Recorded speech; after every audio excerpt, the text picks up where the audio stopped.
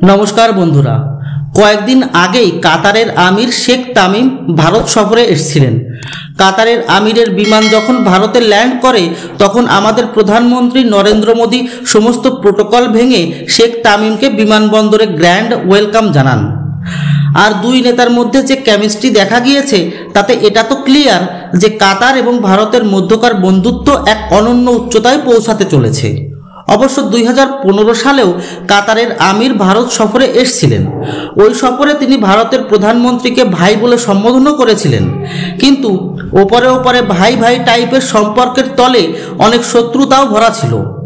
আরবের অন্যান্য দেশ যেমন সৌদি আরব, ইউএই, কুয়েত, ইরান, ওমান এসব দেশের সাথে অনেক আগে থেকেই ভারতের সম্পর্ক বন্ধুত্বপূর্ণ থাকলেও একমাত্র কাতারই ছিল সেই দেশ যার সাথে ভারতের সম্পর্ক অনেকাংশে শত্রুতাপূর্ণ ছিল। আপনাদের অবশ্যই মনে আছে কাতার 8 জন প্রাক্তন ভারতীয় নৌসেনা অফিসারকে গুপ্তচর বৃত্তির আরোপে ফাঁসির সাজা শুনিয়েছিল। তখন প্রধানমন্ত্রী মোদীর প্রত্যক্ষ হস্তক্ষেপে ভারতীয়দের ফাঁসির সাজা ক্যান্সেল করে কাতার। কাতারের সাথে পাকিস্তানের এতটাই গলায় গলায় প্রেম ছিল যে ভারত যখন রাফায়েল ফাইটার জেট কিনেছিল তখন কাতারও তড়িঘড়ি করে রাফেল জেট কিনে পাকিস্তানকে আমন্ত্রণ করেছিল রাফেলের সম্পর্কে গুরুত্বপূর্ণ ইনফরমেশন সংগ্রহ করতে। মোট কথা, যে সম্পর্ক কয়েকদিন আগে পর্যন্ত এতটা তিক্ত ছিল সেই সম্পর্ক এখন সুমধুর হতে চলেছে। আজকের এই ভিডিওর মাধ্যমে এটাই সহজভাবে বোঝানোর চেষ্টা করব যে এই সুমধুর সম্পর্কের পিছনের গেমটা কি। কেন কাতারের আমির বলা নেই কওয়া নেই হঠাৎ করেই মুখ ভর্তি একরাশ হাসি নিয়ে ভারতে আসলেন এবং কেনই বা প্রধানমন্ত্রী মোদী সমস্ত প্রোটোকল ভেঙে বিমানবন্দরে গিয়ে শেখ তামিমকে বুকে জড়িয়ে ধরলেন। তো বিষয়টি নিয়ে বিস্তারভাবে বলার আগে একটাই অনুরোধ, চ্যানেলটি সাবস্ক্রাইব করে বেল আইকনটি প্রেস করবেন। তো চলুন শুরু করি। বিগত সময়ে কাতার ও ভারতের মধ্যকার রাজনৈতিক সম্পর্ক টালমাটাল থাকলেও ব্যবসায়িক সম্পর্ক অবাধেই চলছিল। কাতার প্রাকৃতিক তেল এবং গ্যাস সম্পদে পরিপূর্ণ এক দেশ। ভারত তার এলএনজি অর্থাৎ গ্যাস চাহিদার 45% আমদানি করে কাতারের কাছ থেকে। ভারতের মতো এত বিশাল জনসংখ্যার দেশের গ্যাস চাহিদার প্রায় আধা যদি কাতার পূরণ করে তাহলে বুঝুন কাতারের আয়ের উৎসে ভারতের অবদান কোন পর্যায়ের। আর আপনারা এটাও জানেন যে কাতার শুধুমাত্র তেল এবং গ্যাস বিক্রি করেই অর্থ উপার্জন করে, অন্য কোনো প্রোডাক্ট উৎপাদন করে না কাতার। আরবের দেশগুলো ভালোভাবেই জানে যে এই তেল এবং গ্যাস আগামী 25 থেকে 30 বছরের ভিতর শেষ হতে চলেছে। তাই তো দেখবেন সৌদি আরব এবং ইউএই আগে থেকেই পর্যটন শিল্পকে বাড়ানোর জন্য বিভিন্ন ধরনের প্ল্যান করেই চলেছে।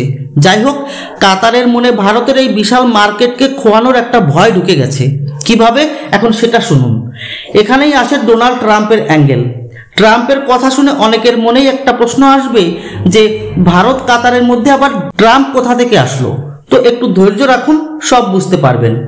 আপনাদের অনেকেই হয়তো জানেন আমেরিকাও আরব দেশের মতো তেল ও গ্যাসে সমৃদ্ধ, কিন্তু এতদিন ধরে আমেরিকা ভবিষ্যতের জন্য নিজের তেল গ্যাসকে রিজার্ভ রাখার জন্য আরব দেশের কাছ থেকে তেল এবং গ্যাস কিনত। আর এই তেল গ্যাসের চক্করে পড়ে আমেরিকা অনেক যুদ্ধও লড়েছে। আর এখন অবস্থা এমন যে আমেরিকার উপর ঋণের পাহাড় চেপে গেছে।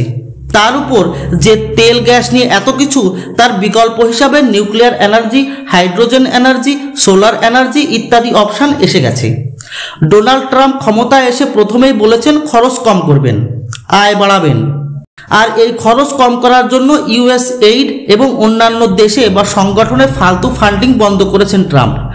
সাথে সাথে আয় বাড়াতে সোজা অর্ডার দিয়েছেন তেল ও গ্যাস কুয়ো খননের জন্য। আর ট্রাম্পের মোক্ষম অস্ত্র এক্সট্রা ট্যারিফ তো আছেই। যাই হোক, আমেরিকা যখন প্রচুর মাত্রায় তেল এবং গ্যাস মার্কেটে ডাম্প করবে তখন বৈশ্বিক মার্কেটে তেল গ্যাসের যোগান বাড়লেও চাহিদা তো আগের মতোই থাকবে, অর্থাৎ বাড়বে না। সেক্ষেত্রে তেল গ্যাসের দাম কম হয়ে যাবে, যার ফলে আরব দেশের উপার্জনের উপর চাপ বাড়বে। এখানেই থামবেন না ডোনাল্ড ট্রাম্প। তিনি একজন পাকা বিজনেসম্যান। ধরুন ট্রাম্প ভারতকে বলল আমেরিকার গ্যাস কিনতে, আর এও বলল যে অন্য দেশের কাছ থেকে যদি তোমরা 50 টাকায় ব্যারেল পাও তাহলে আমরা দিব 45 টাকা পার ব্যারেল। অনেক সময় অল্প লাভের জন্য পুরনো সম্পর্ক অনেকেই খারাপ করতে চায় না। ভারত যদি ট্রাম্পকে না বলে, সেক্ষেত্রে ট্রাম্প যদি এটা বলে যে তোমাদের ওপর যে এক্সট্রা ট্যারিফ লাগাতে চেয়েছিলাম সেটিকেও ছাড় দেব, এমন পরিস্থিতিতে ভারত অবশ্যই আমেরিকার গ্যাস কেনা শুরু করবে, কারণ এখানে ভারতের নিজের লাভ জড়িত। আর আমেরিকা ঠিক এই কাজটি করছে। আমেরিকান ফুয়েল কোম্পানি থেকে শুরু করে অন্যান্য কোম্পানি যেমন টেসলা, স্টারলিংক ভারতে ঢোকার জন্য অলরেডি সেটআপ খোঁজা চালু করে দিয়েছে। মোট কথা, ভারতের গ্যাস মার্কেটকে আমেরিকা কবজা করতে চলেছে, আর এই ভয়েই কাতারের হাত পা ফোলা শুরু হয়ে গেছে। তাই তো সৌদি আরব ও ইউএই এর মতো আগেভাগেই নিজের ভবিষ্যৎ সুরক্ষিত করার জন্য কাতার এখন ভারতের শরণাপন্ন হলো। কাতার এখন মরিয়া হয়ে উঠেছে ভারত কাতারের মধ্যকার ট্রেড 2030 সালের মধ্যে দ্বিগুণ করতে, যা এখন প্রায় 15 বিলিয়নের সমান। সাথে সাথে কাতার ভারতে আলাদাভাবে $10 বিলিয়ন ইনভেস্ট করবে। আর ইনভেস্টের জন্য বর্তমান সময়ে বিশ্বের সবথেকে লাভজনক ও পছন্দের বাজার হলো ভারত। এ তো গেল কাতারের সাইডের গেম প্ল্যান। এবার শুনুন ভারত কেন এত কাছে টেনে নিয়েছে কাতারকে। কাতার ছোট্ট একটি দেশ হলেও স্ট্র্যাটেজিকভাবে খুবই গুরুত্বপূর্ণ। হামাস, হিজবুল্লাহ, তালেবান সহ বিভিন্ন ছোট বড় আঞ্চলিক মিলিশিয়া গোষ্ঠীর নেতাদের সেফ হাউস হিসাবেই খ্যাত এই দেশ। কাতার সব ধরনের জঙ্গি সংগঠনকে আতিথেয়তা প্রদান করে থাকে। আবার এই কাতারেই রয়েছে আমেরিকা, ব্রিটেন ও অস্ট্রেলিয়ান বিমান বাহিনীর উপস্থিতি। কোনো দেশ যদি কোনো সন্ত্রাসী সংগঠনের সাথে কোনো ইস্যু নিয়ে আলোচনা করতে চায়, সেটা কাতারেই হয়ে থাকে। বর্তমানে বৈশ্বিক মহাশক্তি হিসাবে একটি শক্ত অবস্থান তৈরি হয়েছে ভারতের। তাই তো বিশ্বের বিভিন্ন ইস্যুতে ভারত নিজের অবস্থানকে শক্তভাবে তুলেও ধরে, আর সারা বিশ্ব ভারতের ডিসিশনকে সমীহও করে। ভারতের এই কূটনৈতিক সক্ষমতাকে আরও বাড়ানোর জন্য সর্বস্তরে এবং সব পক্ষে ভারতের যোগাযোগ বা লিঙ্ক বাড়ানো লাগবে।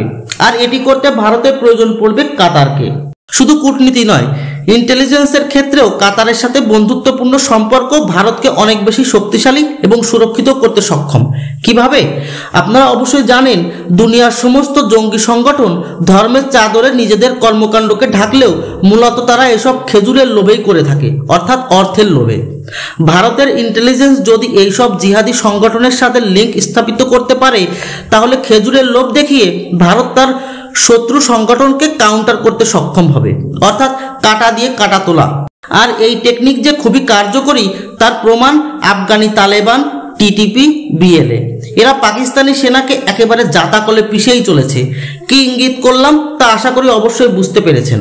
তো কূটনীতি ও ইন্টেলিজেন্সের বিষয়ে তো বললাম, এবার শুনুন বিজনেসে ভারতের লাভ।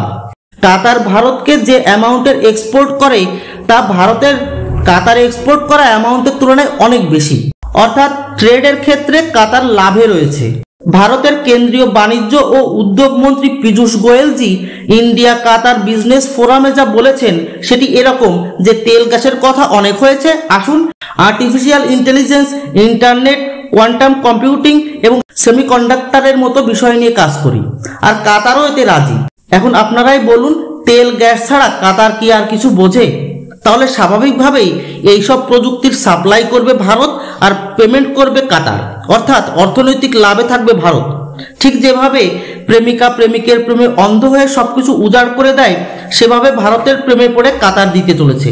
তবে কাতারের ভয়ের কোনো কারণ নেই, কারণ পুরো দুনিয়া সাক্ষী, ভারত একবার যাকে বন্ধু বলে শত বিপদেও তাকে একা ছাড়ে না। উদাহরণ হলো রাশিয়া এবং ইসরায়েল। তাই দেখবেন ভারত কাতারের এই বন্ধুত্বের পরিণাম খুবই সুদূর প্রসারী হতে চলেছে এবং কাতারের আতিথেয়তার লিস্ট থেকে পাকিস্তান নামের বাবাসিরের নামটাও কাটতে চলেছে। এ বিষয়ে আপনাদের মতামত কমেন্ট করে জানাবেন। ভিডিওটি ভালো লাগলে লাইক এবং শেয়ার করবেন। ধন্যবাদ। জয় হিন্দ।